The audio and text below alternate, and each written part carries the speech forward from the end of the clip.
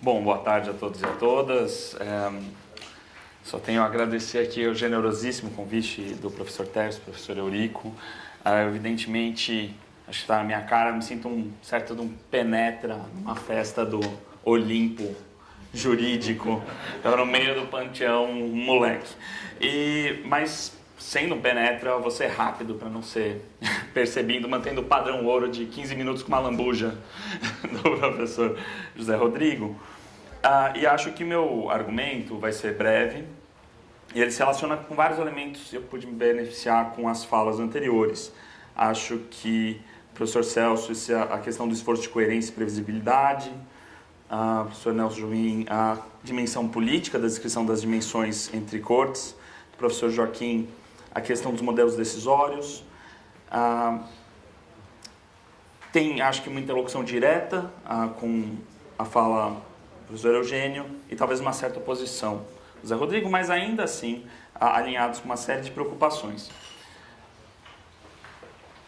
Em 2014, o Centro de Pesquisa Suprema em Pauta da GV de São Paulo começou a pesquisar os poderes da presidência do STF.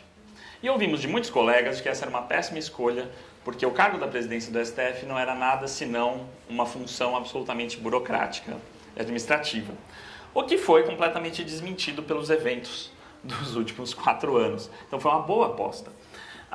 E vendo um pouco disso, eu gostaria de avançar aqui um argumento um pouco mais ousado. Não só de que a presidência do STF importa muito, mas que a presidência de cortes constitucionais, de um modo geral, em tempos de crise constitucional, pode ser o fiel da balança para a preservação do constitucionalismo do Estado Democrático de Direito. Isso é especialmente verdade em democracias jovens e em regimes híbridos. Estou chamando de democracias jovens aquelas que precisaram passar por algum tipo de transição após a Segunda Guerra Mundial, ainda após a Segunda Guerra Mundial, e regimes híbridos aqueles que têm alguma preocupação de se demonstrar democráticos ou que têm facetas democráticas, mas que têm fortes traços e características autoritárias. E as cortes constitucionais são especialmente importantes nesses ambientes porque é nesse tipo de regime que o constitucionalismo é posto à prova por ser extremamente inconveniente, uma tecnologia extremamente inconveniente para a vontade das maiorias. É uma pedra no sapato das vontades das maiorias do constitucionalismo. E as cortes constitucionais, especificamente, têm que fazer isso, preservando regras do jogo eleitoral que sejam justas, elas têm que manter ou preservar o equilíbrio na relação entre poderes, e elas têm que preservar o equilíbrio na relação entre maiorias e minorias, para que maiorias não dizimem minorias e que minorias organizadas não suprimam as vontades das maiorias. Então, tudo isso coloca cortes constitucionais no front, especialmente em termos de crise constitucional. Mas crise constitucional, por sua vez, é um termo usado de maneira razoavelmente leviana, está na moda, né? E eu acho que vale a pena tentar entender um pouco o que é isso. Não fico satisfeito com nenhuma das definições que existem na literatura sobre corte constitucional, mas, para mim, uma crise constitucional é o desengajamento dos principais atores institucionais da Constituição como a regra do jogo das interações políticas relevantes. E é um momento. Nisso eu concordo plenamente com Steve Bauckham. E chamar o que nós passamos desde 2013 em diante de crise parece tão inadequado quanto dizer que as instituições estão funcionando perfeitamente. Um bom termo que eu vi recentemente no livro do professor Oscar, é a ideia do mal-estar constitucional. Então nem tudo está funcionando perfeitamente, mas a vida anda de alguma maneira. Eu acho que a chave teórica para descrever o que é esse mal-estar foi desenvolvida pelo Mark Tushnet, e acho que essa é a ideia principal que eu gostaria de passar aqui, a ideia de hardball constitucional, que é o jogo duro constitucional. O que é o jogo duro? Eu vou usar o exemplo do jogo, é aquele ato que ele está na legalidade, ainda ou no limite da legalidade, uma legalidade questionável, mas de uma legitimidade absolutamente questionável.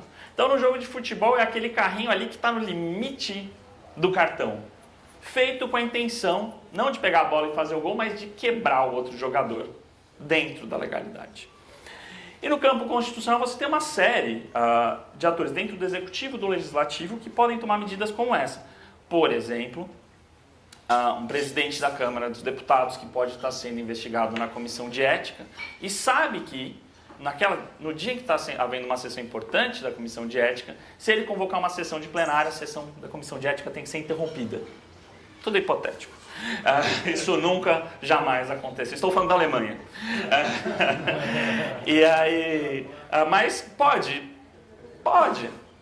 É um hardball, é um jogo duro. E o jogo duro, na democracia, como nos jogos, faz parte do jogo. A não ser quando ele é endêmico. Quando a razão de agir dos agentes é mais preocupada em estar no jogo duro do que seguir o jogo em si. Bom, quando que isso acontece? Normalmente, quando o executivo internamente, ou o legislativo internamente, o executivo e o legislativo quebram o pau nesses termos, a maravilha é que você tem uma corte constitucional para, na pior das hipóteses, acabar com isso. O problema que tem de acontecer nos diversos países, falo sem ironia, é quando as cortes constitucionais entram no hardball elas mesmas, não como juízes, mas como jogadores dessa partida. A disputa de poder com jogadas duras é feita para preservar o seu poder ou impedir totalmente o outro poder de realizar suas jogadas. E qual é a marca do hardball? Ele é absolutamente uma quebra com fair play, é algo inusitado, é algo que não se imaginava vir. E o judiciário tende a fazer isso justamente nos momentos em que o constitucionalismo está sob ataque. O judiciário, as cortes constitucionais tentam entrar no hardball com a melhor das intenções. Mas o spoiler, desde já, é o seguinte: isso tende a ser péssimo para cortes constitucionais. O judiciário tende sempre a perder quando ele entra nesse hardball. E como que ele pode fazer isso? É óbvio que ele pode fazer com decisões, e acho que cada um pode pensar no seu exemplo de predileção, sempre da Alemanha. E ele pode tomar decisões de afetar, por exemplo, suspendendo o mandato de alguém quando ninguém imaginava que era possível suspender o mandato de um parlamentar. Ou criando uma condição nova para a prisão de um senador. Pode? Bom, é uma interpretação, veja bem, mas está ferindo a regra? Não está, isso é usual. Mas existe uma faceta do hardball também, que é em termos de uso de poderes institucionais. Por exemplo, um pedido de vista feito para que a maioria não consiga declarar um determinado resultado, ou uma ação nunca ser colocada em pauta, ou ser colocada em pauta no dia seguinte, ou ser colocada e tirada de pauta, com um determinado fim de negociar, por exemplo, ou diminuir o ímpeto do executivo ou do legislativo. Por que o judiciário tende a perder no jogo de hardball? Porque é péssimo só para o judiciário, é péssimo especificamente para uma corte constitucional ser percebido como politizado. A jogada dura é ok para quem está no jogo. Mas o juiz que começa a fazer um hardball, apitar uma final de Copa do Mundo, necessariamente não vai ter nenhum apoio. E, além disso, então ele começa a ter a sua legitimidade minada. E o que é perder a legitimidade? No primeiro momento, o efeito mais visível é ter a possibilidade que as suas decisões não sejam obedecidas, em primeiro lugar. Em segundo lugar, você pode gerar chances de ter uma fragmentação interna no tribunal. E é por isso que no judiciário, uma vez iniciado o hardball, é muito difícil sair dele, porque ele gera reações dentro do tribunal e respostas de outros poderes que podem ser, sim, excessivamente duros e políticos para defender a legitimidade, na ordem da legitimidade do seu poder político, que é um mandato ou da maioria, ou de seus legisladores, ou suas prerrogativas eminentemente políticas.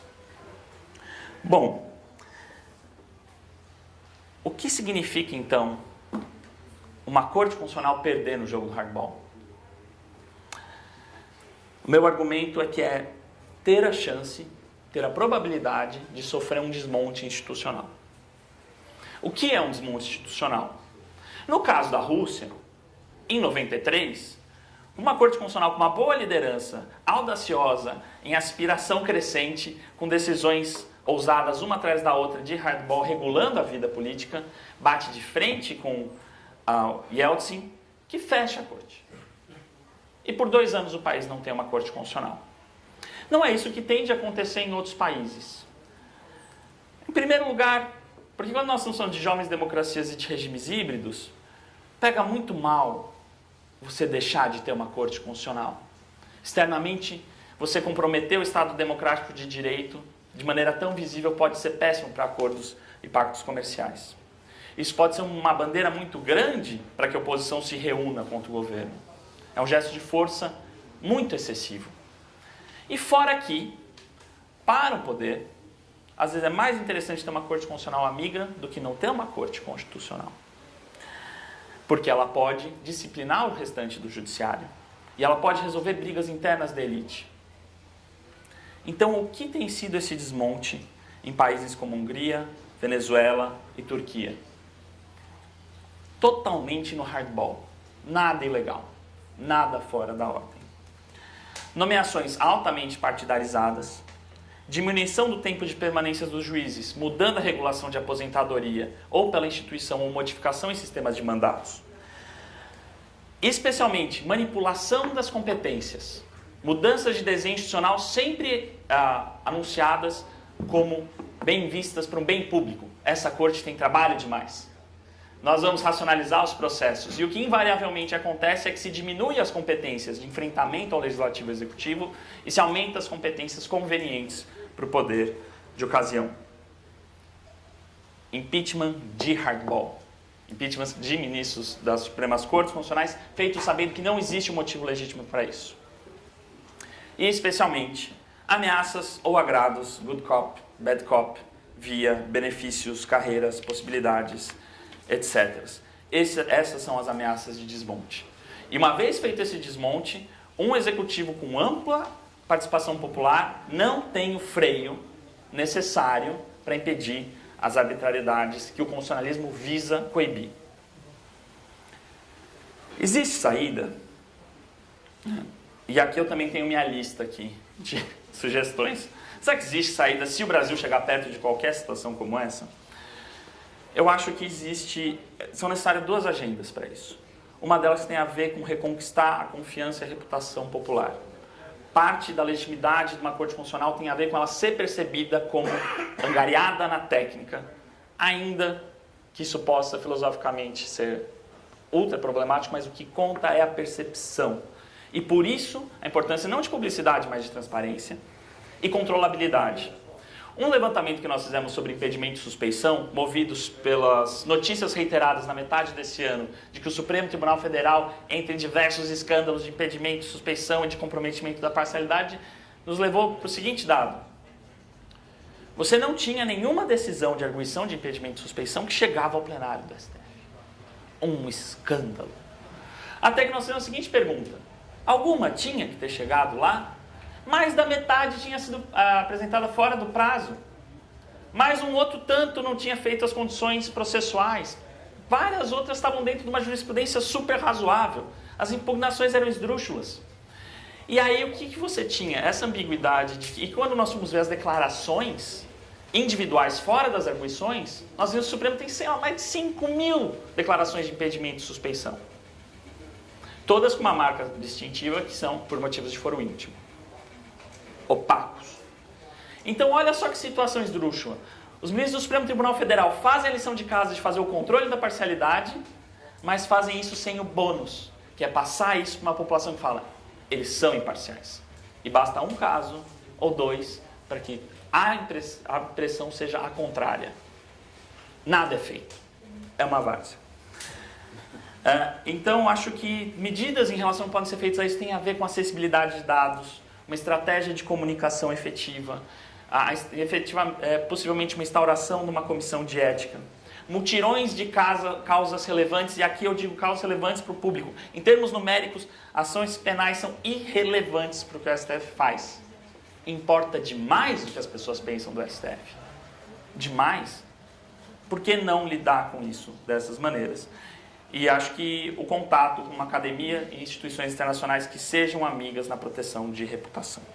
O segundo campo tem a ver com algo que exige extrema sabedoria, que é o controle estratégico das decisões. E por isso que eu digo que é o presidente do tribunal. O controle da pauta é a ação estratégica mais relevante que uma corte constitucional pode fazer. Porque ela é necessariamente política e ela dita o grau de enfrentamento ou de ausência da vida política. E exige uma sabedoria de estar no meio termo, para que não estar no centro da vida política, mas não deixar de ser um freio ao poder, que exige um exercício constante de mediação. Saber que derrotas tomar, que vitórias são importantes, sobre quais casos nos pronunciar e quando. E para isso, abrir mão do custo político de decidir em certas ocasiões, que tem a ver com, possivelmente, abrir mão de segurar causas para julgar para sempre, que são as cautelares eternas, que nunca são julgadas no mérito, e possivelmente abrir mão de certas competências por si, antes do que por terceiros. Então, se você tem uma regra, minha sugestão seria, se você tem uma regra falando, não se pode julgar esse HC daquele jeito, é nenhum caso. A cláusula do, exceto os casos que nós acharmos importantes, é terrível para isso. E eu acho que isso é possível, mas tem dois grandes obstáculos para o Supremo Tribunal Federal. Cheguei nos meus 15 minutos e estou aqui na lambuja de finalização. O que a literatura, o Diego Werneck Arguelles e o Leandro Molano chamaram de, muito inspiradamente, de ministocracia.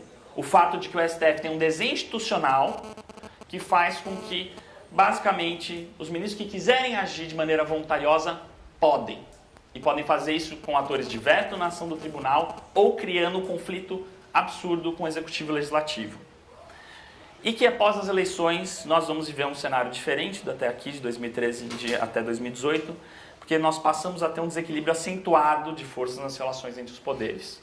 O STF enfrentava um cenário de poderes esfrangalhados. Isso acabou. Então me parece que, em conclusão, há duas grandes tarefas. Para a preservação do constitucionalismo e da Constituição de 88, que logo menos vai ser chamada de esquerda aparelhada ou coisa do gênero, da ditadura, uma aristocracia contra o povo e coisa do gênero, é preciso reconquistar o imaginário social. Segundo, ponderar seriamente nos poderes de agenda o risco de uma retaliação do executivo, mas ao mesmo tempo não se ausentar da sua tarefa de proteção de minorias. Isso tem a ver com também ter, então, uma agenda interna entre os ministros e um compromisso com a consistência que diga, não sou eu que estou inventando isso aqui, a gente decide assim há 30 anos. Que é a defesa que uma instituição jurisdicional tem. Eu não estou inventando isso agora, minha decisão não é ad hoc. Essa me parece a tarefa, em tempos de crise constitucional, que o presidente do STF, liderança no STF, precisam cumprir pela sobrevivência do constitucionalismo, do Estado democrático e de um desenvolvimento que não é de PIB, mas das instituições, da sobrevivência das instituições políticas e sociais. Muito obrigado.